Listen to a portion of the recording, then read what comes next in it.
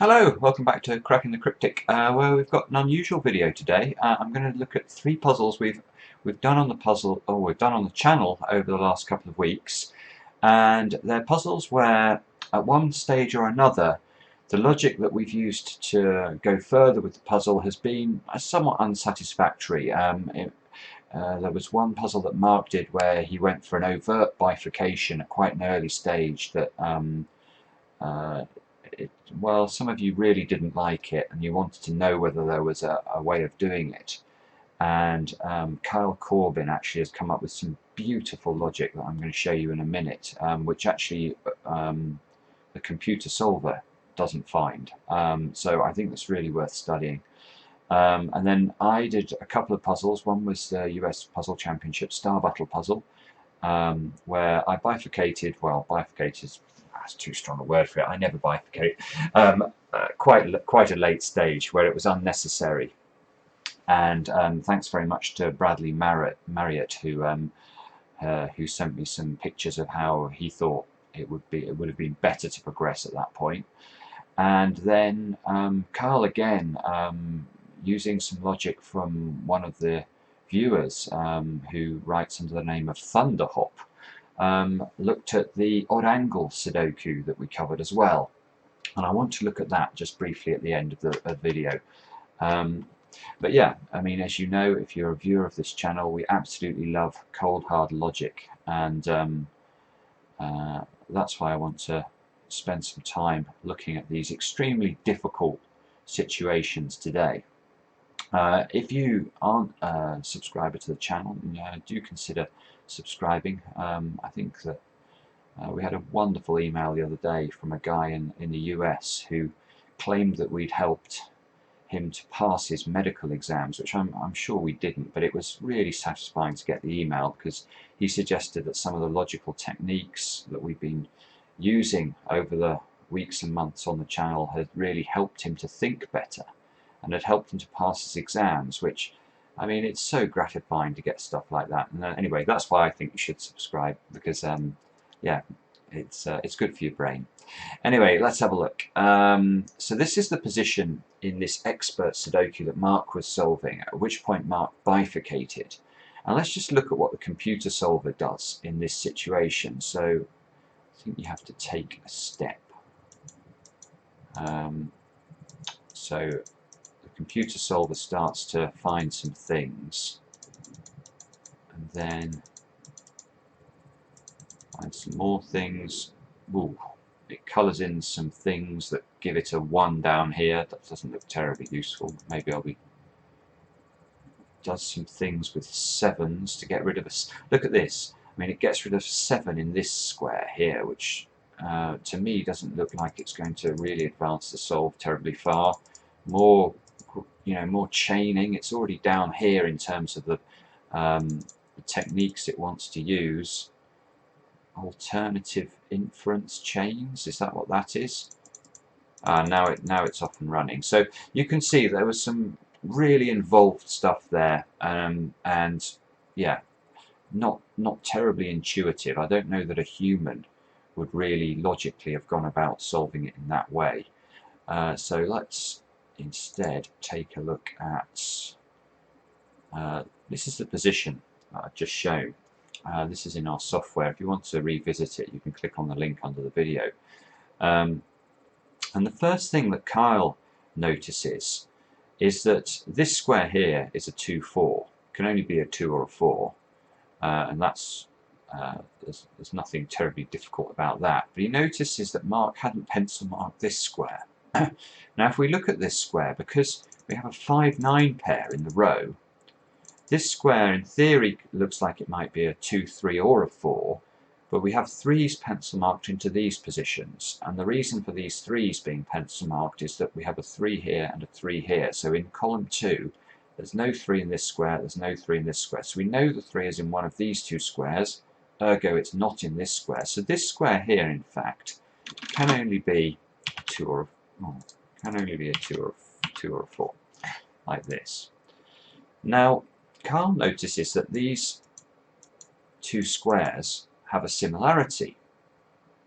And it goes further than that. And if we look along the rows here and ask ourselves where 2's can go in each of these rows, in this row the 2's can only go in one of these two positions because of the 5-9 pair. This square can't take a 2 because of the 2 up in the top right hand corner. And in this row we have a similar thing going on. We have a 3-5 pair here in this box, and that 3-5 pair came from the 3-5 in these squares and these squares. So the 2 in this box is forced down into one of these squares, and therefore the 2 in row 2 of the grid had to be in one of the green highlighted squares. So this position is quite interesting, and it surprises me that the computer solver doesn't pick up the fact that there is a uniqueness point around this arrangement of 2's when there is a 2-4 pair on the corner. So let's ask ourselves, is it possible that either this square or this square ever contain a 4? What would the implication be of that? Let's just work it through. So if this was a 4, we know there's only one square left that can take a 2 in the row, and that's that one. So this square here would have to be a 4. And now there's only one square left in row 2 that can contain a 2, and that would be this one. And those of you who've watched the channel a lot will know that this arrangement of 2's and 4's in a sort of rectangular like this, if this appeared in the final solution to this puzzle would be broken, because this is not a unique puzzle anymore. And the reason for that is there is no way of telling why this is the correct solution, and why the correct solution was not this, because there is nothing about the internal logic of the puzzle that distinguishes from those two situations. And you can see that for yourselves by let's just think it through. You can see whether I make this a 2 or a 4 doesn't affect row 2 at all. It doesn't affect this box. There's still going to be a 2 and a 4 in the box, and it doesn't affect either column either, because if I switch these round, I've still got the 2 and the 4 I need in column 1 and the 2 and the 4 I need in column 2. In row 4 here, the 2 and the 4 will be fine no matter which way round I put them, and there'll be a 2 and a 4 in this box. So these 4 squares sit outside the puzzle, and that is just not a hallmark of a good Sudoku puzzle. You do not get this so-called deadly arrangement. So Kyle is able to conclude, it's obviously the same if I start with trying to put a 4 here, it unwinds exactly the same way. So Kyle is able to conclude, okay, there cannot be a 4 in either of these two squares, therefore these squares are 2's. He goes further than that, and this is really very clever logic, what I'm about to show you. So now if we look at this square in the context of this row, you can see this square can only be a 3 or a 4. And Carl notices something very interesting about the open squares over here. Let me see if I can highlight. It's not going to let me highlight all of them at the moment. I'm not quite sure what's going on with the highlighting. But let me try and show you which squares are important. These ones really. And the reason is that if we look at this box and this box, you can see that the 4 is either going to be in one of these two squares or in this square. There can't be 4's in either of these two positions, because we know that either this is a 4. If this is a 4, that's fine, but if this is not a 4, where do I put a 4 in this box, given that this will be a 4? It can only go in one of these two squares. So the situation is either there is a 4 in one of these two squares, or there is a 4 here. Now, what does that mean? And it's really lovely, this, because if this square is the 4, then obviously this square will have to be a 4, and this square here could not be a 4. But if this square is not a 4, the 4 would have to be in one of those two squares. And if the 4 is in one of these two squares, this is not a 4 then, and the only other place for a 4 in row 4 of the grid would be here. Now in either of those situations you will see this square here simply cannot be a 4. It's impossible. Because the 4 is either here or here, in either situation the 4 gets eliminated from up there, and it's sort of skyscraper-ish, this, in terms of logic. Sort of finned X-wingy, but it's not. It's just different. And obviously we just saw it, the computer solver doesn't pick this up. And the effect of that anyway is that this square has to be a 9. It can't be a 4 anymore. And once this square is a 9, the puzzle really collapses, because this 9 here forces a 7 here. That gives us an 8 and a 7 into this these two squares, and you're off and running again. So some really, really interesting logic. Let's go on to the next puzzle. And here it is, and this is the position that I got to, and it's an extremely good puzzle, this, from the US Puzzle Championship. If I remember rightly, it's Adam West's extraordinary odd-angle Sudoku. And the way the constraint worked in this puzzle was that in any diagonal you couldn't have a repeated odd digit. And I used that technique to sort of unwind the 3 5s and the 7s, and I got to this position with the 9s. So, and what I worked out, and I did this during the solve if I remember rightly, was that this square here therefore could not be a 9. Because if this square is a 9, there is nowhere a 9 can go in this block. Because a 9 here rules out a 9 from this square, but as there can't be a repeated 9 on the diagonal, this square also couldn't be a 9. So I was able to rule out the 9 from this square.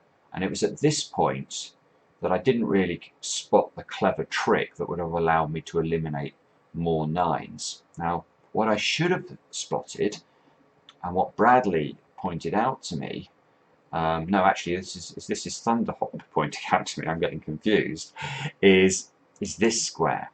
Now, the logic that I've just used on this square actually applies one stage more removed to this square. Obviously, if this square is a 9, this square can't be a 9. But if this square is a 9, look at the effect on the middle square, or middle 3 by 3 block. If this square is a 9, this can't be a 9, and therefore this square would be a 9. And this 9 sees this square. So, if this square is a 9, I also run out of places to put 9s in this block, which is really cute. But even once you get rid of this 9, it's still not easy. Let's work it through. So there's now a 9 in one of these two squares, and that means right at the top here, this square here isn't a 9 anymore.